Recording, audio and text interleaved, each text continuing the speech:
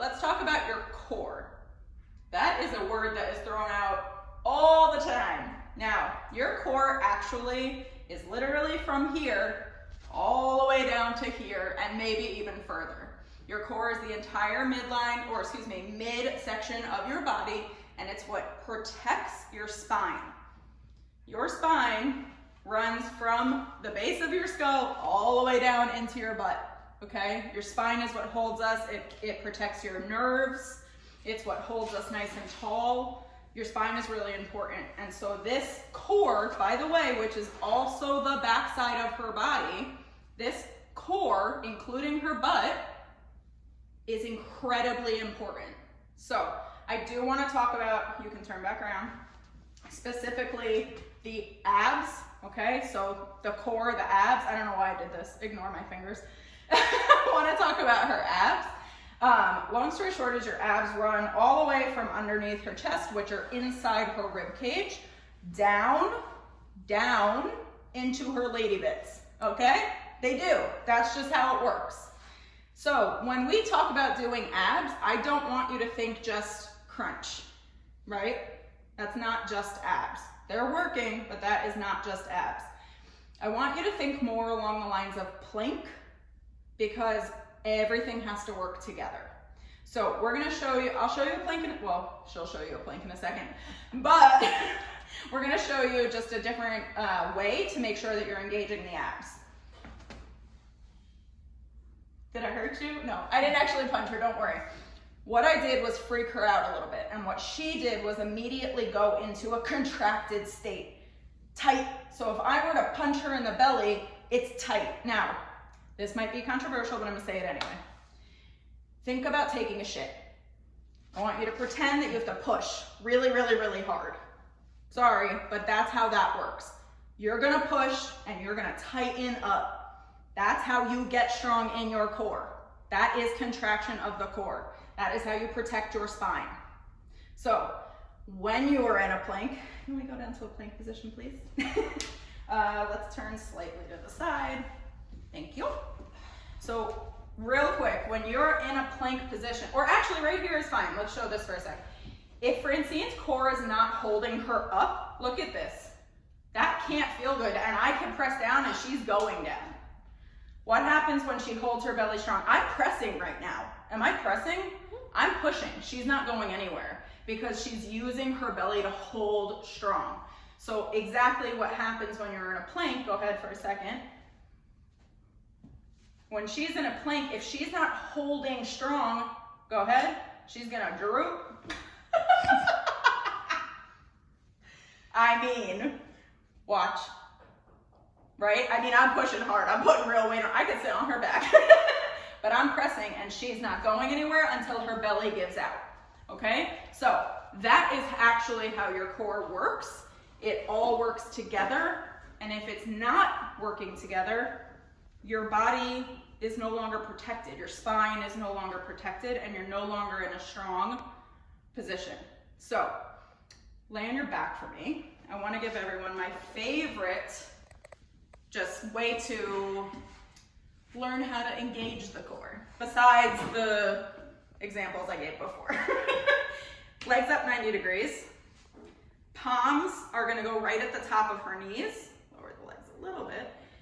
All she's gonna do is press into her hands into her knees.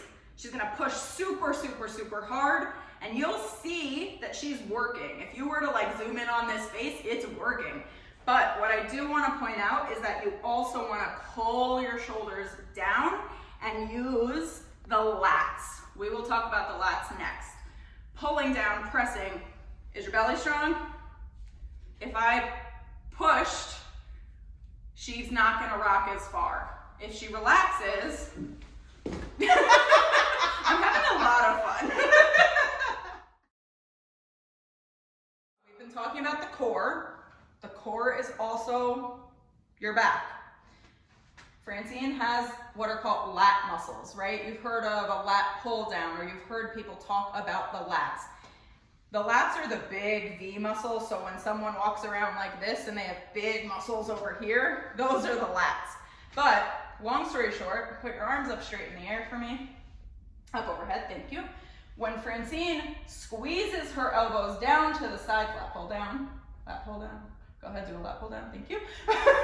When Francine does a lat pull down, the lats are pulling down, it's pulling the traps down, her shoulder blades are coming down, and all the muscles here are working, okay? So your lats are a giant muscle. They're one of the biggest muscles in your body, and they reach across the entire back. Here's the little tidbit. Relax your arms for a sec. Your lats actually come all the way around and wrap to the front of your arm. So sometimes when you're actually having weird shoulder pain, it's not from your shoulder. That's a whole other video. We'll get to that another time. Long story short is these are your lats. And when you do something like a lat pull down, squeezing the weight to your body, these are the big muscles that are being worked. Awesome. Now, let's talk about your erector spinae and your lower back. Your erector spinae, you may not have even heard that term, no big deal. These are muscles that literally run down the entire back, kind of like a carpet or a blanket, right? Like they're just these long muscles that run down your whole body, and they come all the way from up in your head, again, all the way down to the bottom, and they're all over the place. The erector spinae, again, if you listen to the word erector, it is what holds you up tall, right? These are the muscles that are working. Now, you also have this lower back area that we all have problems with, myself being one of them, okay? The lower back is made up of the lats, the erector spinae. I'm actually forgetting what the other names are, it doesn't matter. The lower back has a whole bunch of muscles, including your glute connections. Now, turn to the side for me. Can you show everyone ugly grandpa again? Stretched, tucked. We're gonna do glutes in a second, but tucked. Now, what happens when she stands up tall? It's a beautiful Francine.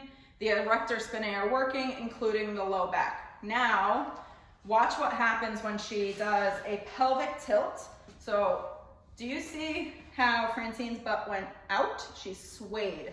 Now, her belly is lengthened and her butt is all the way out. Now what I want her to do is tilt in, squeeze her butt, tuck her belly button up high.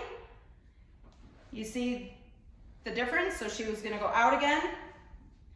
This is called an anterior pelvic tilt. You might have heard that before. And now what she's gonna do is a posterior pelvic tilt. I like to call this ugly butt. So show them your butt for a second. Thank you for showing everyone your tush. So, when she is in a anterior pelvic tilt, which is the one where we all like to booty pop, right? We like to booty pop, we like to show the booty. Okay, fine. This is gorgeous. However, she's gonna have problems in the long run, okay? So some of us that have big butts, just saying, no, I'm just kidding. Some of it, well, not really, but some of us that have big butts actually sometimes will naturally go into that anterior pelvic tilt position. And what it's doing is it's compressing in the lower back and your spine, and that is what can cause some pain. So what I want Francine to do is posterior pelvic tilt or ugly butt, squeeze her tush. Now, Francine has a great ass, so maybe we have to put the kids thing on. Anyway, what she has to do is squeeze her butt, release the compression in her lower back, pull her belly in strong. Do you feel the relief in your back? There's a ton of relief. That's what I do when I start to feel tense. I tuck, squeeze, and relief will happen. So one more time from the side. Let's put your arms out in front of you just so they could see. So anterior pelvic tilt is booty pop. Show me booty pop. Great. Now she's gonna squeeze and tuck, and now she's in a much stronger position, right? She's contracting and squeezing her butt. Okay. Let's now go to the front of the body, the hips, because it's the same, everything is working together. So when she is in that booty pop, show me some booty pop, everything over here is now lengthened, and the hip flexors are actually going to be what they will sometimes call underactive. Don't worry so much about that. But your hip flexors, the muscles here that can get really tight when we sit all day, right? Right? Sitting all day, it hurts. So what's funny is when we sit all day, the hip flexors now will get shortened. So you can hold on to me if you need to, but can you bring your knee up to your chest? This is a shortened hip flexor. So now she's sitting all day and the hip flexor is just continuously getting tighter and tighter and tighter and tighter. And then she goes to stand up and her booty pops out and now they're in another weird position. So when she goes into that beautiful ugly butt, I know that's a contradiction, but when she goes into that beautiful ugly butt, she can stand in a much more neutral position. So her spine is in a nice neutral position.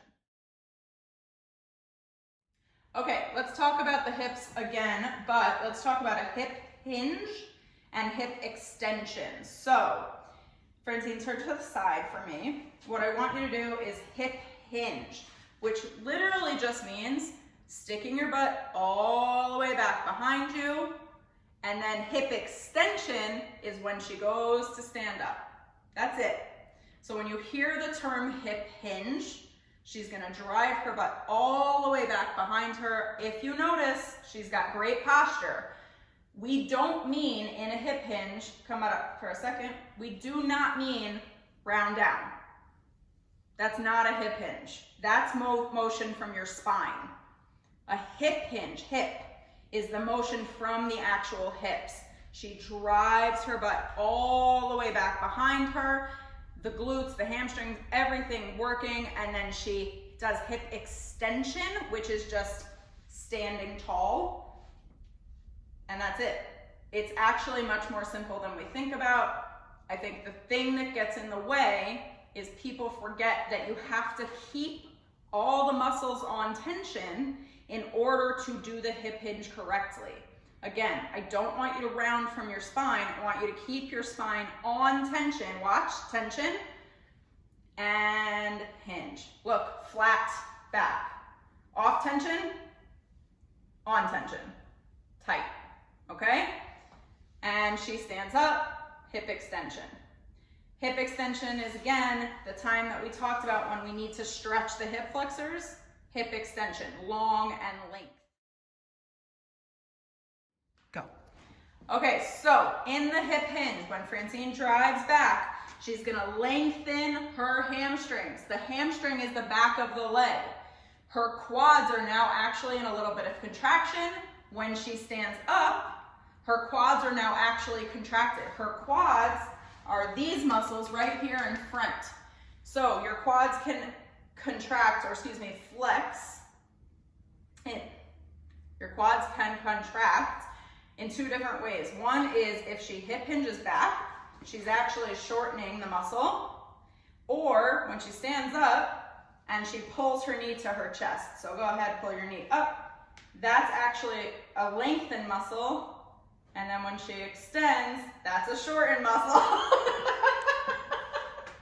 Okay, so long story short, quads, hamstring, these are your calves, okay? Now your calves, really quick, you can put your hand on my shoulder if you need.